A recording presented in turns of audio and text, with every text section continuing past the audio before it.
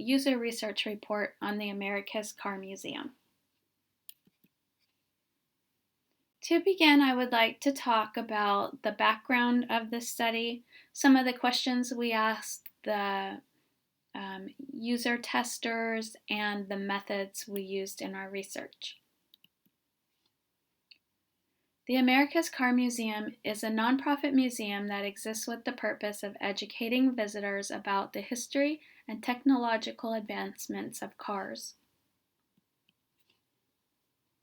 This includes the impact that the automobiles have on American culture and the innovations created in the automobile history, and the goal of preserving a collection of cars to display to the public.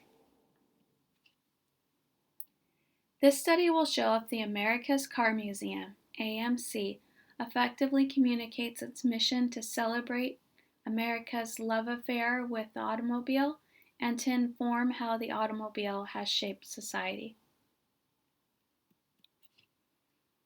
Some key questions that were asked are users finding the information they are looking for on the website? Do users enjoy surfing the site to learn more about the automobile history? And are the users able to learn what the museum has to offer? The purpose of this usability study is to result in recommendations for the design changes that could impact the effectiveness of the website to inform ACM patrons of exhibits and events. If recommendations are implemented, the ACM could potentially draw more visitors and increase revenue. So we asked 4 key research questions in our study. We wanted to know, can the user find which exhibits are currently displayed at the museum? Is the website easy to navigate? Can the user find activities to do at home related to cars? And is anything stopping them?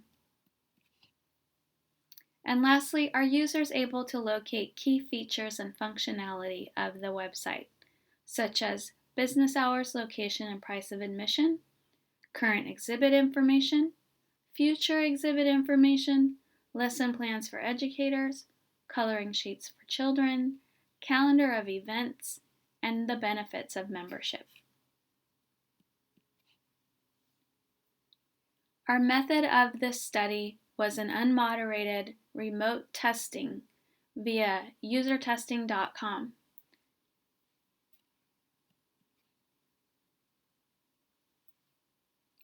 Our methods involved a mix of quantitative and qualitative research.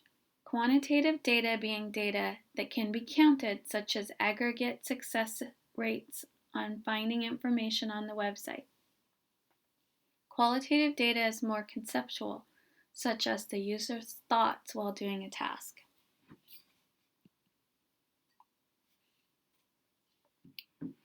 Five participants were recruited for this study.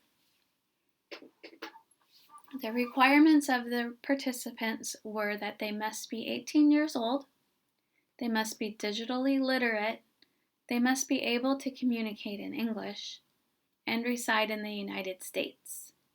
And lastly, they must be interested in cars or enjoy going to museums.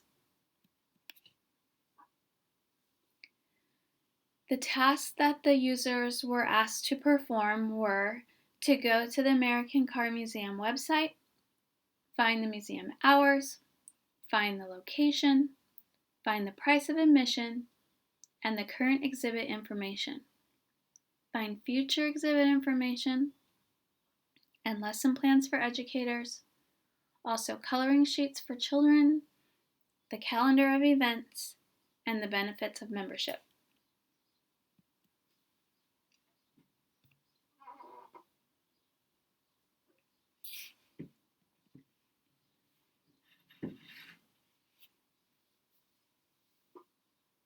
Finding the location, price, and hours.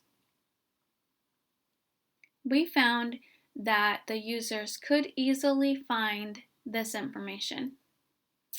4 out of 5 of the users used the top navigation to find the information. One user went to the footer to find the location. They thought that's what made sense to them. I recommend that you keep the location link in the footer, as it is common to find that information there.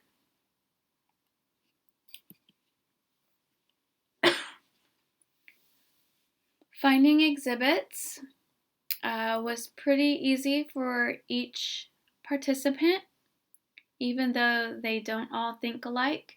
2 out of 5 users found the exhibits easily through the top navigation. They went directly to Explore and then Exhibits. The other 2 found it fairly easily through a less direct route, though it still only took them a couple seconds to get to the Explore link and figure that out. When it came to finding future exhibits, this was really difficult for the participants. I found that none of them really read the information through to the bottom of the paragraph to see the dates of the exhibits. They remarked that it's not really clear to tell the dates of the exhibits. They commented on the heading of one exhibit that said it was on display now. None of the other exhibits communicated that information. So I would recommend that ACM creates a subheading or a secondary navigation to inform users of exhibits when they are not full-time, or if they're expected in the future. This should be clearly labeled somehow. When it came to finding lesson plans, this was not intuitive for the users. They were not able to find the lesson plans for the most part, and they kind of expected a clear heading that would tell them lesson plans. Rather, they had to dig a little deeper to find this information. So I would consider changing the wording or creating a page that is exclusively for educators and parents. When it came to finding the color sheets, this information was also a little bit hidden under the tab Fuel for Home. 4 out of 5 users could not find them through a direct route. One user did find it to be intuitive that it would be under Fuel for Home, and she found it easily. One participant said that they were looking for something that would be for children, and they said that the navigation was not straightforward.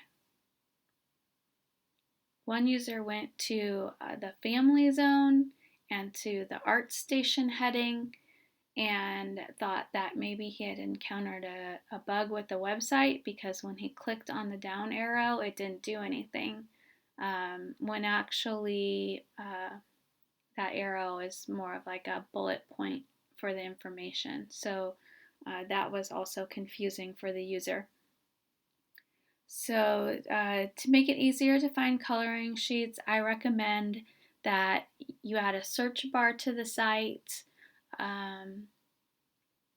or you find a way to make the activities you can do at home stand out more.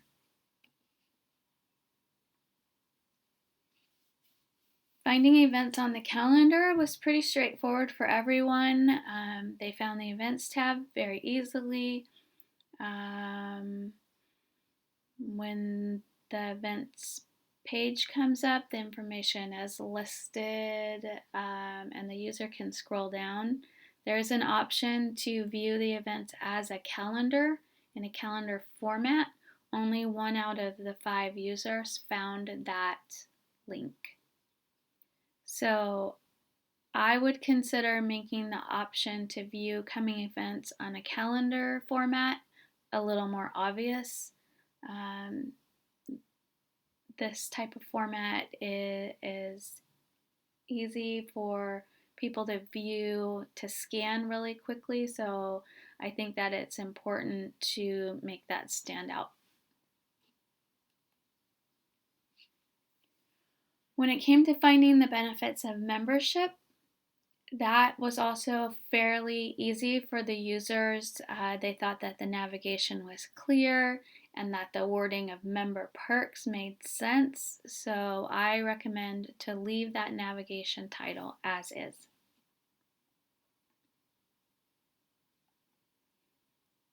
So, in summary of my recommendations, there were two recommendations that I would put on a high severity category. That is to create a subheading or a secondary navigation to inform users of exhibit dates that and to be consistent throughout. So if you're going to have a heading of on display now, they should all read that same heading if that's the case. And if they are on display only during a certain time frame, then those dates should be clearly listed at the top in a subheading so the user can find that information quickly and easily. A second recommendation I have that is high on the list is to add a search bar to the site. This would enable users to quickly and easily find whatever they are looking for. I had two recommendations that were categorized as medium in severity. Changing the navigation wording and creating a page that is exclusively for educators and parents. I would have in this category. This would make it easier for people to find things like the coloring sheets and the activities you can do at home. And then the second item that's of medium severity is to make the activities for home stand out more. My final recommendations are on the low severity because they are actually recommendations to keep things as they are, keep the location link in the footer, keep the top navigation as it is, and I guess that's all. So that sums up my report. Here's an appendix of the research plan document and the test videos and my spreadsheet of analysis. If you're interested in seeing more of this information firsthand yourself, feel free to do that. Thank you for listening. Good day.